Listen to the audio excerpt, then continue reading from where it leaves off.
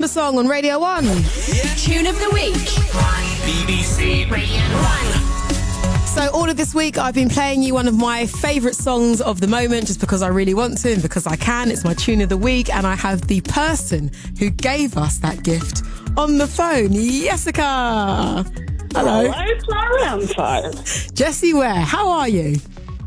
I'm all right. I was up till about 1 o'clock last night mixing and mastering the record. So feeling a little tired but excited. Well, let's just talk about what's been happening with you. I guess over the past week or so, since Midnight's been out into the world for everybody to hear, all I've seen is nothing but good things. How have you felt about the reception? Mate, it's been insanely incredible. Apart from, and I don't focus on negative comments really because I just think you can get too caught up with. But there was the jokesist negative comment on one of the Instagram things. It was so jokes. Go on. I think Kindly a magazine had put it as their track of the week, much like you. That was really kind. Thank you so much. And somebody had said the label are trying to market her as the Arch Deluxe. Now my mate Sarah, who is my biggest critic, decided to Google what the Arch Deluxe was.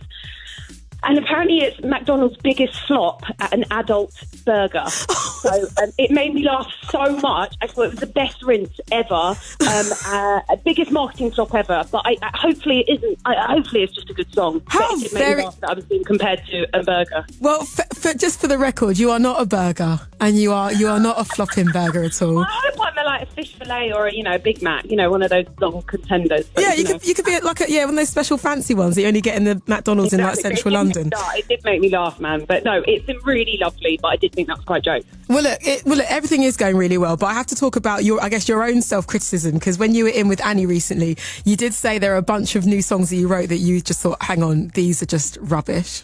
So What got you out of your funk? And can you remember any really dodgy lyric that you wrote for this new album that makes you laugh now when you think about it?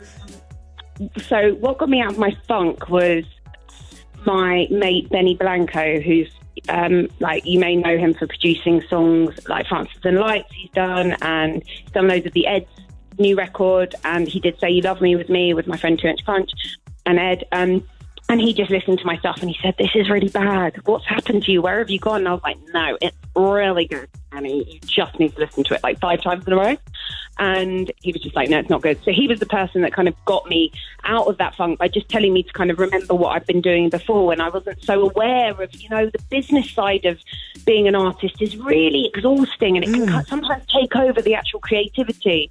And I think I was in that kind of headspace, which was really unproductive and uncreative. So my first session back was with Star Smith, who you may know for doing loads of stuff with Ellie Goulding, and James Newman, who's John Newman's brother. And I just said, listen, I don't want to do anything that we think is no offence, I do love that you're playing my song on the radio, but when you think too much of what you think people want to hear on the radio, it kind of ruins it. So we just did this really fun 80s slow jam, and then it was I was all right from then.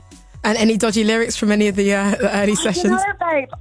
I'm scared if I say a dodgy lyric, then I'm going to offend the songwriter that I wrote it with. So just do it. No one's listening. It's just you and me. I remain Switzerland on this, Hold on a minute.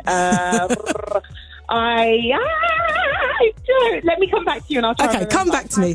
Bad lyric. Well, look, lots of good things are happening this week. So the video for Midnight is getting released today, right? Yeah, I think so, yeah, 3 o'clock. Now, how fun is it to do lip syncing for actual music videos? I know I have a great time doing it on Instagram. How fun is it for you?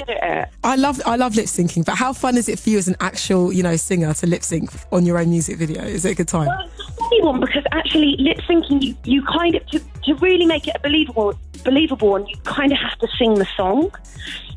So that you can get the vibrato in your throat that's going, and you can make it, so I love your lip syncing. Thanks.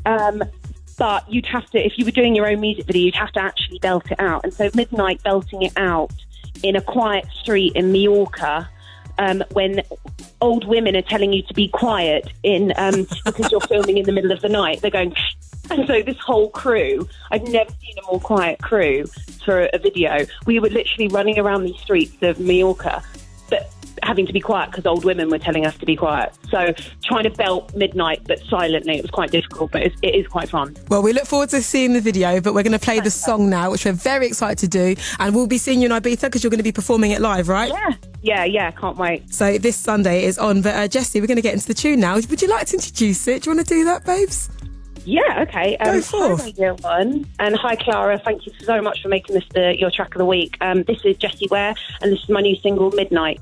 Oh, look at her talking about herself in the third person. She's changed. Oh, no, you just got me. Bye.